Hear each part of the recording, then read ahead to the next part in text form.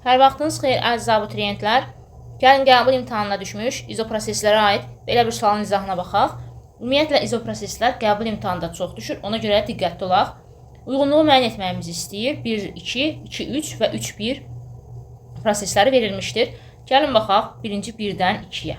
Fikir versəz, 1-dən 2 olan hissədə PT ilə düz asıdır və temperatur azalmışdır. Fikir versəz, həmçinin təzyiq də azalmışdır. Biz bilirik ki, izoproseslərdə PV hasilinin T-yə nisbəti sabitdir, konstantdır. Burada indi P əgər T ilə düz asılıdsa, deməli artıq digər kəmiyyət V sabitə gedib. Artıq burada izoxorik prosesdir. V sabitdir. İzoxor proses artıq adlanacaq. Dediyim kimi temperatur azaldığından artıq bu soyuma olacaq. Amma temperatur artsaydı qızma olardı. Deməli artıq ayırdıq ki, burada izoxor soyuma cavab B bəndində var. 2-dən 3-ə olan hissədə isə fikir versəz görərsiniz ki, artıq burada bizim təzyiqimiz sabitdir. Təzyiq sabitdirsə, deməli bu izobar prosesdir. Təzyiq sabit olanda T ilə V bir-birindən düz asılıdır. Fikir versəz temperatur artır. Deməli bu ola bilər izobar qızma.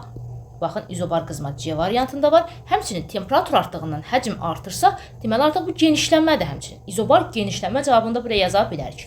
A bəndi.